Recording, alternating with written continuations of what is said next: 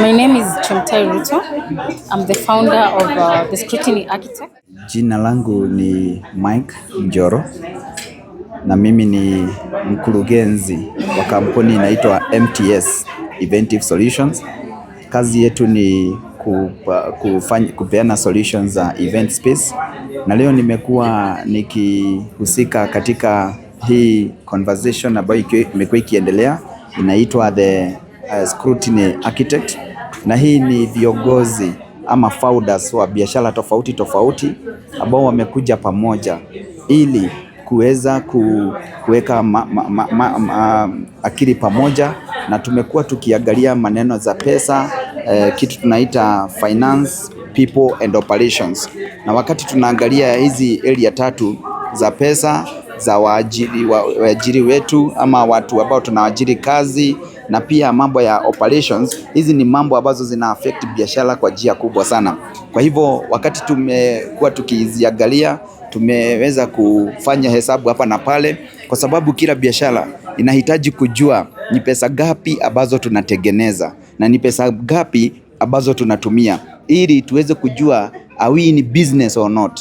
Na hiyo ndio tumekuwa tukifanya hapa. It is a session ambayo imekuwa mzuri sana, tukiwa na wakurugenzi wote wa makampuni tofauti tofauti. Asante. Labda challenges ambazo umesikiza kutoka kwa wahusika katika biashara zile kubwa ni kama gani? Zile changamoto nyingi tumesikia kwa wana biashara zile zote zimekuwa hapa ni kwamba watu wako na biashara nyingi, lakini hawaelewi vile hesabu za biashara zao zinafanya kazi. Hawajui kama wanatengeneza faida ama hawatengenezi faida. Kwa hivyo ni muhimu kuanza kuinteract na hizi numbers, ndio tuanze kujua kama biashara zinakuwa ama hazikui. Wengi pia wamesema kwamba wamekuwa katika biashara zaidi ya miaka 10, lakini hawajui kama wamekuwa wakikua ama hawajakuwa wakikua. Kwa sababu kuwa na pesa nyingi kwa account si kumaanisha kuna growth. Kuna parameters zingine ambazo lazima tuangalie. Watu unawatreat namna gani, wanaendelea namna gani, watu wanatumia pesa gapi, operations zako wakati unapeana services ama product zako zinatumia pesa gapi, are you making money or not? This is an organization that does a monthly convening of business owners and strategic partners. The main aim of these events is to bring business partners to learn how to structure their businesses and access external capital. So today, the 11th of July, we've been at the Best Western Premier. We've had business owners in the room. We've had partners, that is Absa Bank Kenya. We've had the Grassroots Business Fund, that is the Junior Business Growth Program. We've had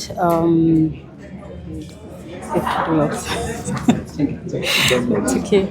We've had the Kenya National Chamber of Commerce and Industry. All these are very strategic partners when it comes to the growth of businesses. So all play a key role, ABSA being the right partner when you want to scale your business through different facilities from the banks. The Grassroots Business Fund with a special fund that actually allows even the micro businesses to actually get access to capital. And the Kenya National Chamber of Commerce as the policy makers within the business space, and with a lot of opportunities actually when it comes to building the strategic partnership ecosystem of founders. So today I was so honored that we've had a very practical session that was delivered by an expert CFO, former CFO with more than 20 years of experience. We've had a practical session where people actually undertook case studies and they learned, and we hope to continue hosting these and be able to actually grow businesses. My dream when I started this was the fact that I was so concerned by the fact that in this country, businesses are called SMEs for so long. And I was wondering, how does it take 20 years and you're still remaining an SME? So one discovery was the fact that external capital really allows you to move to either a medium enterprise or a large enterprise. So this is the beginning. It's one of many, and we look forward to really keep counting the businesses that are transforming through this program. Thank you. From interaction with stakeholders today, what would you say are the major challenges facing especially the SMEs and the small businesses and the medium, also the medium-sized businesses too? What are the main challenges that you've covered today? The biggest challenge I would say is eligibility. That is businesses existing and people that want to partner with them being unable to read their business. So like today the focus was on numbers and you realize that it's been very intense. It was like a math class because as business owners most of us rarely understand the critical numbers that matter to our business. So this program has actually confirmed what I had in mind by the fact that we had people calculating, going through the case study, still getting some answers right and some answers wrong. It tells you that the gap exists when it comes to understanding our numbers. The other thing is in people. We like to hire family members, which is not a problem. I think today we've learned one thing, that you need to have very clear expectations of whoever you're hiring. So it doesn't matter if it is your cousin or if it is someone that you just gotten through the right recruitment process. What is critical is what are the expectations of every hire that you make. Yes. How about maybe social media and how is it helping the business? Social media. So social media has become very critical, especially whether you're doing a product or a service business. You must have a media footprint because I was talking to a founder and they were telling me they're in the beauty business and they're telling me that their business has really declined, and she discovered that she feels like she's late to the TikTok caravan because people are actually selling live on TikTok. So social media is a very critical element of business growth, and I urge every business to actually embrace. If you're unable to do it, engage someone that you can actually pay a certain amount but with a return on investment that is clear. Two from me as my final two. One is on we are in the era of AI, and sometimes it has really affected how people do businesses today. What is the opportunity that has been brought about by the artificial intelligence today? Then you can also comment about the funding gap and the role of the private sector, especially in funding. Today we've seen Absaban, but what is the role of the private sector, especially in funding? Because I understand the government may not be in the position to fund private businesses alone. Yes. So first to the question on AI, I believe AI is a gift to us as business entrepreneurs because for the first time, when you talk about being a solopreneur, like we hear many people, nowadays you can build a team with AI. And I say this, there was the era of .com, there was the era of COVID that made billionaires. AI is equally a good opportunity. So the same way you keep saying, what was my grandfather doing when people were grabbing land? Sorry, that's a very bad example, but it will also be your turn in future to be asked, what were you doing when the AI came into play? So actually for businesses right now, it is very easy to stress test, the quality of your business, its ability to scale using AI. So it is very important to learn about it and not just learn. AI exists as a tool, and every tool, even when you go to the farm, you have a djembe, but your technique determines how much you will cover.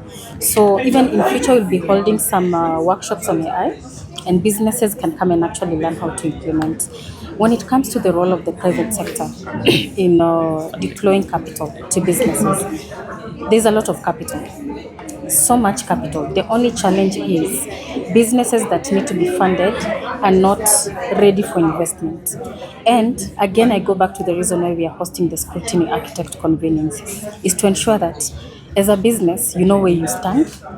Are you ready? I imagine today if you go to the bank, one thing they'll ask of you is a trade license, a simple document that can actually deny you capital. Are you tax compliant? That's another thing.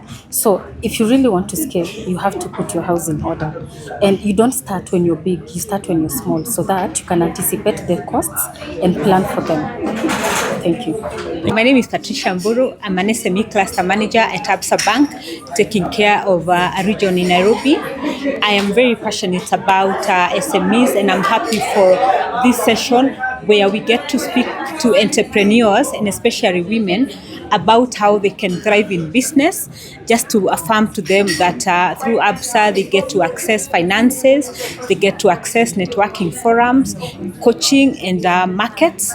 In financing, I think beyond just getting money is walking a journey with them, helping them understand how it is like to get prepared for investor ready for banking. What I have seen with entrepreneurs is sometimes they come for money when they are not ready. Probably they haven't kept their records right. They haven't been banking. They've been using just M-Pesa and not banking. So it becomes very hard for us to appraise them. So as we walk a journey with them, we want to help them set up their records right, keep their systems right, and then just ensure that when they need money, they can come to us.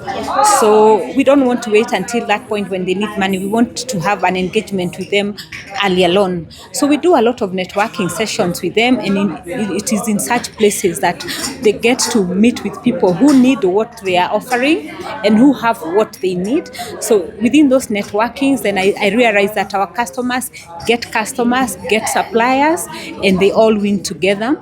In terms of coaching, I would say that we walk journeys with our customers. We want to get them connected with professionals. If you have a deficiency in your HR practicing, then we get to connect you with people who can help you streamline systems for that. If you're speaking about records, financial, then we help you set up your records so that you know when you're making money and when you're not making money. So yeah, very, very excited about this forum with scrutiny, and looking forward to many more sessions when we can engage with more entrepreneurs. Thank you. Thank you so much. My name is Eugene Mushai, CEO of Thai Events. I'm so excited to have participated in the Scrutiny Architect event, a very interesting event for business leaders, entrepreneurs, anyone who is interested in making systems that work. We've learned about the FPO model, which is basically finance, people, and operations. And when we attend events like this, we look at what other benefits do you get apart from learning. So we've had ample training, and this will be continuing every month. We'll be having trainings like this, but the most important bit that stood out for us as the organizing team is the networking bit of it. We've had people exchange business on site. We've had people talk about impact that they're going to share. We've also had people talk about shared marketing and collaboration, and even things that people are going to do together. So that aspect of networking becomes an integral part of the Scrutiny Architect events. And we're looking forward to host more and more entrepreneurs, more and more business people, and even aspiring entrepreneurs are also welcome to this meeting. So we've hosted executives, business leaders, and we look forward to hosting you next time. Thank you so much. In Kikuyu? Jesu.